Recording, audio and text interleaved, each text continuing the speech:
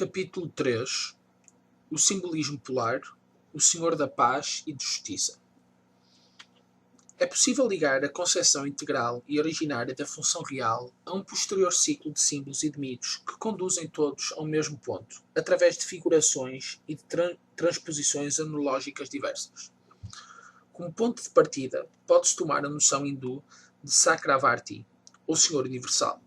De certa maneira, nela pode-se ver o arquétipo da função real, de que as particulares realezas, quando estão conformes ao princípio tradicional, representam imagens mais ou menos completas, a partir de outro ponto de vista, emanações particulares.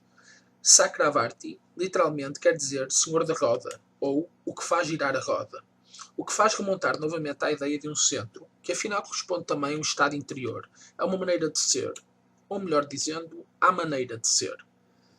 Com efeito, a roda é também um símbolo do samsara, da corrente do devir, o círculo da geração, ou também rota fati, a rota da necessidade dos helenos. E o seu centro imóvel experimenta a estabilidade espiritual inerente a quem não pertence a essa corrente e que, como tal, pode ordenar e dominar, de acordo com o princípio mais elevado, as energias e as atividades ligadas à natureza inferior. Então, o Sakravarti apresenta-se assim como o Dharmaraja, ou seja, como o Senhor da Lei, ou da Roda da Lei. Em Kongtse, lê-se, em conformidade, quem dominar mediante a virtude celeste parece com a estrela polar. Esta fica parada no seu lugar, mas todas as estrelas giram à sua volta.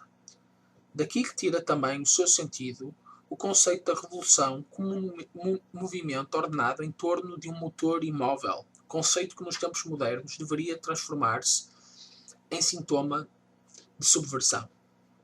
Sob este aspecto, a realeza assume, portanto, o valor de um polo, fazendo referência a um simbolismo tradicional geral.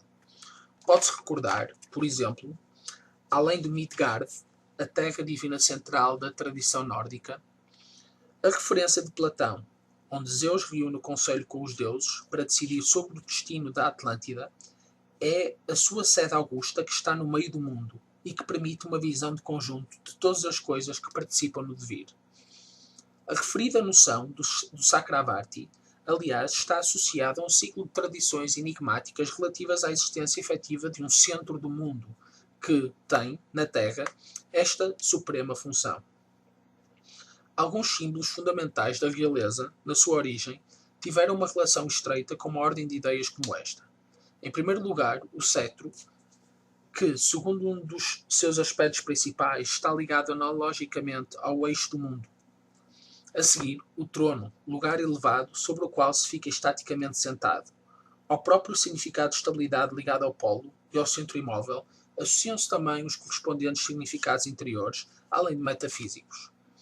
Dada a correspondência originariamente reconhecida entre a natureza do homem real e a suscitada pela iniciação, pelos mistérios clássicos, perpassa o rito do sentar-se estaticamente sobre um trono, rito que parece tão importante que equivale por vezes à própria iniciação. O termo grego que significa instalado no trono surge frequentemente como sinónimo de iniciado.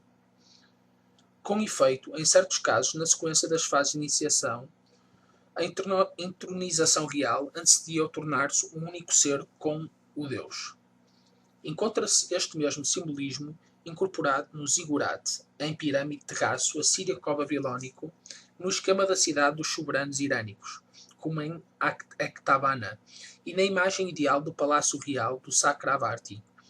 Aí se exprime, arquitetonicamente, a ordem do mundo nas suas hierarquias e na sua dependência de um centro imutável. Espacialmente, este centro correspondia, no edifício, exatamente ao trono do soberano, e vice-versa, tal como na Hélade, na Índia, certas formas de iniciação que usam o ritual dos chamados mandala dramatizam a passagem progressiva do misto do espaço profano e demoníaco ao sagrado, até se atingir um centro. E um rito fundamental que tem o nome de Mukatabhisheka, o ser cingido com coroa ou tiara. Quem atinge o centro da mandala é condecorado coroado como rei, pois está acima do jugo das forças da natureza inferior. E é também importante salientar que o zigurate, o edifício sagrado que dominava a cidade-estado e era o seu centro, na Babilónia, teve o nome de pedra angular e em Larsa o de anel entre o céu e a terra. Tema da pedra e tema da ponte. A fórmula extremo-oriental, terceiro poder entre o céu e a terra, já é nossa conhecida.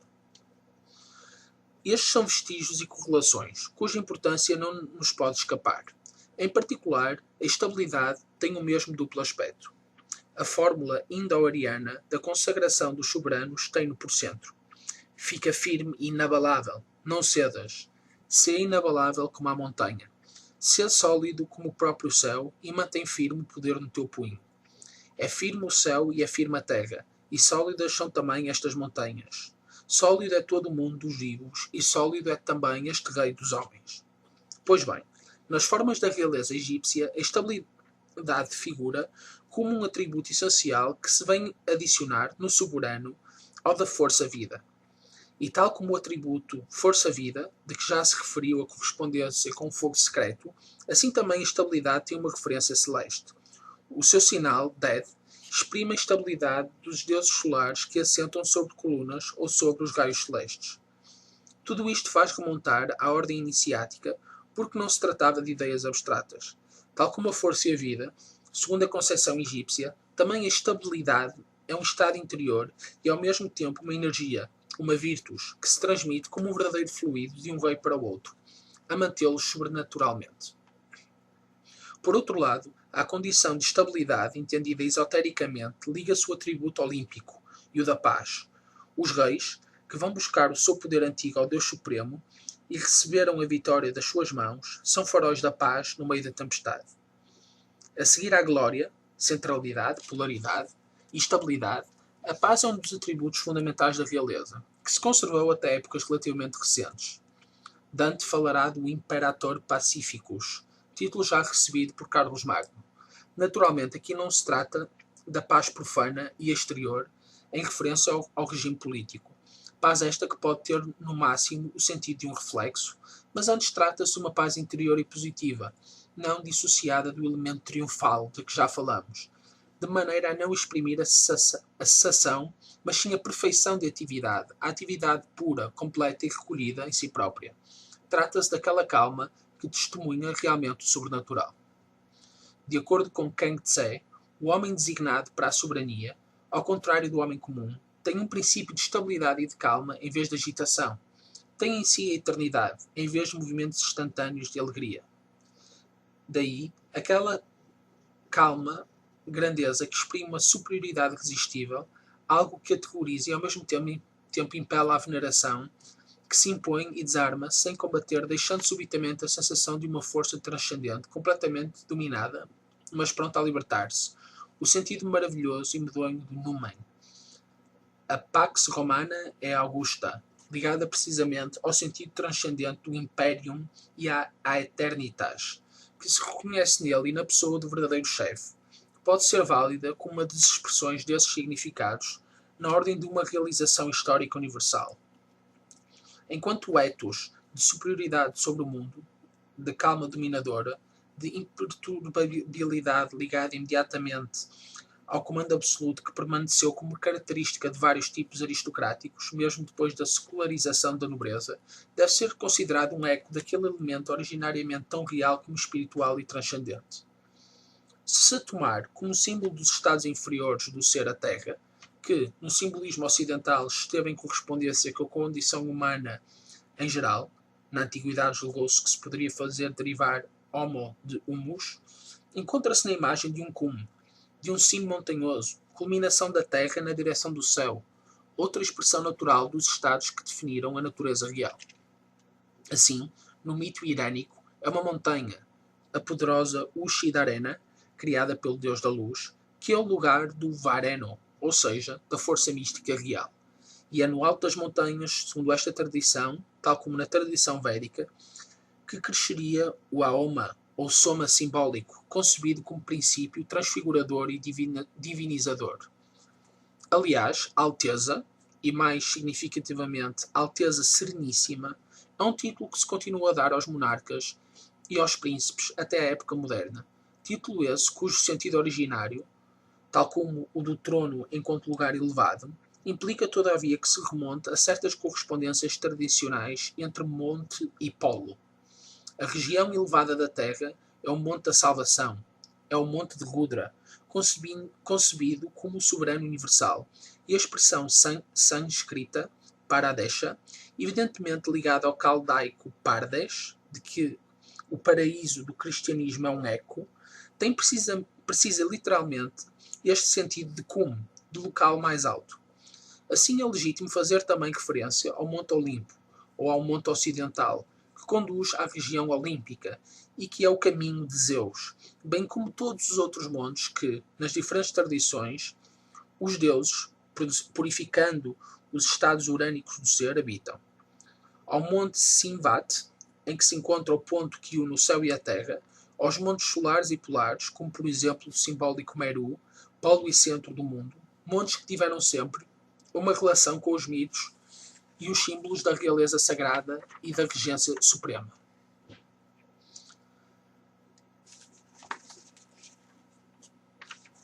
Além da analogia indicada mais acima, a grandeza primordial, selvagem, não humana, assim como o caráter da inacessibilidade e de perigo da alta montanha, sem falar do aspecto transfigurado das regiões das neves eternas, servem de evidentes bases psicológicas deste simbolismo tradicional.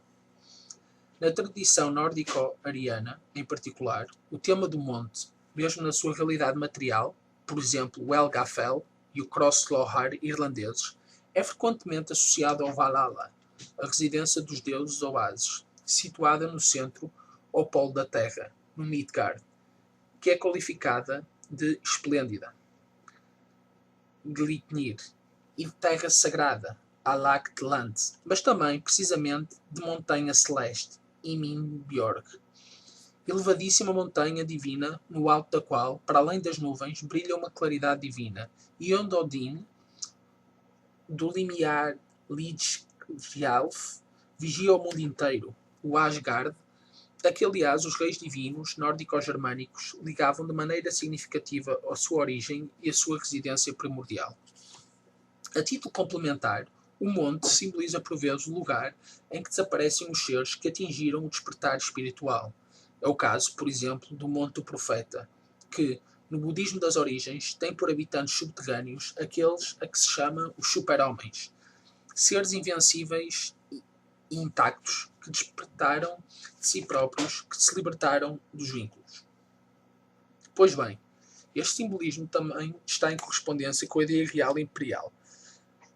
Basta recordar as lendas medievais bem conhecidas, segundo as quais Carlos Magno, Frederico I e Frederico II desapareceram na montanha, da qual, um dia, deverão voltar a manifestar-se de novo. Mas esta residência montanhosa subterrânea não é senão uma imagem da residência misteriosa do Rei do Mundo, uma expressão da ideia do Centro Supremo. Segundo as mais antigas crenças helénicas, os heróis são arrebatados, à sua morte, não só para uma montanha, mas também para uma ilha que, em razão do nome que por vezes lhe é atribuído, Leuke, corresponde em primeiro lugar à Ilha Branca do Norte, em que a tradição hindu localiza a residência dos bem-aventurados e a terra dos vivos, terra em que reina Naravana, que é fogo e esplendor. Corresponde também a outra ilha lendária em que, segundo certas tradições extremo-orientais, se ergue um monte que é habitado por homens transcendentes, Chen-Gen. Foi só depois de se terem dirigido para aí que príncipes como Yu, que tinham ilusões de saber governar bem, aprenderam o que era na realidade o bom governo. É importante salientar a indicação segundo a qual não se vai para estas regiões maravilhosas nem por mar nem por terra, mas só o voo do espírito permite atingi-las. De qualquer modo, a ilha, em si mesma, surge como símbolo de uma estabilidade, de uma terra firme que se destaca no meio das águas. Nas exegeses dos hexagramas do imperador Forri, a noção destes homens transcendentes, habitantes da ilha, confunde-se frequentemente com a de rei. Assim, esta nova incursão entre os mitos da tradição permite verificar que o sentido da realeza divina se encontra confirmado pela convergência e pela equivalência que se constata entre certos símbolos da função real e os símbolos que, sob uma forma diferente, se referem aos estados transcendentes do ser e a uma dignidade eminentemente iniciática. O Sakravarti, o soberano universal, para além de Senhor da Paz, é o Senhor da Lei, ou Ordem, Rta, e da Justiça, Dharmaraja. Paz e justiça são outros dos atributos fundamentais da realeza, que se conservaram na civilização ocidental até aos Hohenstaufen e a Dante, pelo menos nas acessões em que o aspecto político cobre sensivelmente o significado superior que deveria sempre pressupor. Por outro lado, estes atributos também se encontram na misteriosa figura de Melquisedeque, rei de Salem, que na realidade não passa de uma das figurações da função do Senhor Universal. Foi salientado por Guénon que Melquisedeque, em hebraico, quer precisamente dizer Rei de Justiça, enquanto Salem, de que é soberano, não é uma cidade, mas sim, como já segundo dizia a exegese paulina, não quer dizer senão paz. A tradição afirma a superioridade do sacerdócio real de Melquisedeque em relação ao de Abraão, e já aqui se pode fazer alusão a que não falta sentido profundo ao facto de precisamente Melquisedeque figurar na enigmática alegoria medieval dos três anéis a declarar que já nem o cristianismo nem o islamismo sabem qual é a religiosidade verdadeira, enquanto a religião real de Melquisedeque frequentemente foi reivindicada contra a Igreja pela ideologia gibelina. Quanto aos atributos paulinos de sem pai, sem mãe, sem genealogia, sem princípio nem fim na sua vida, do sacerdote real Melquisedeque, com efeito indicam, tal como o atributo extremo-oriental do Filho do Céu, o atributo egípcio do Filho de Ra, e por conseguinte a natureza superindividual e imortal do princípio da realeza divina, segundo a qual os reis, como reis, não nasceram da carne, mas sim de cima, e são aparições ou descidas à terra de um poder indefectível e sem história, vigente no mundo do ser. A este nível, Rei de Justiça equivale à expressão Dharmaraja, já citada para o Senhor Universal, de que resulta, porém, que aqui o termo justiça deve ser entendido no sentido tão pouco profano como o da própria paz. Com efeito, Dharma, em sânscrito, quer também dizer natureza própria, lei própria de um ser, e a referência exata, na realidade, diz respeito àquela legislação primordial que ordena hierarquicamente, segundo a justiça e a verdade, todas as funções e formas de vida de acordo com a natureza própria de cada indivíduo. Svadharma, num sistema orientado para cima. Uma noção semelhante da justiça, de resto, é própria da mesma concepção platónica do Estado. Concepção que, mais que um modelo abstrato utopista, em muitos aspectos deve ser considerada como um eco de ordenações tradicionais de tempos mais antigos. Em Platão, a ideia de justiça, de que o Estado deve ser personificação, tem precisamente uma relação estreita com o princípio segundo o qual cada um tem de cumprir a função correspondente à sua própria natureza. Assim, o Rei de Justiça é também o legislador primordial, o instrutor das castas, o que determina os ofícios e os ritos, do conjunto ético-sacro que na Índia ariana é o Dharmanga e que nas outras tradições é o sistema ritual local com as respectivas normas para a vida intelectual e coletiva. Isto pressupõe, para a função real, um poder superior de conhecimentos. A capacidade de compreender a fundo e perfeitamente as leis primordiais dos vivos, por outro lado, na ideia extremo-oriental, é a base para a autoridade e para o comando. A glória, o real mazdaísta de que já se falou, com o Vara e Kayani, é também a virtude de intelecto sobrenatural. E são os sábios que, segundo Platão, devem dominar no vértice da hierarquia do verdadeiro Estado, aqui a ideia tradicional, agora aludida, toma uma forma inclusivamente mais decidida. Com efeito, por sapiência ou filosofia, entende-se aqui a ciência daquilo que é, e não ilusórias formas sensíveis. Por sábio, entende-se o que, na posse dessa ciência, tendo o conhecimento direto do que tem um caráter supremo de realidade e, ao mesmo tempo, um caráter normativo, pode efetivamente formular leis conformes à justiça, pelo que se pode bem tirar a conclusão de que, enquanto no Estado os sábios não imperarem, e aqueles a quem chamamos reis não possuírem verdadeiramente a sapiência, e para um único fim não convergirem o poder político e a sapiência, sendo as poderosas naturezas que encarnam separadamente um e a outra, entravadas pela necessidade, não haverá remédio para os males que afligem os Estados e, melhor, a própria humanidade.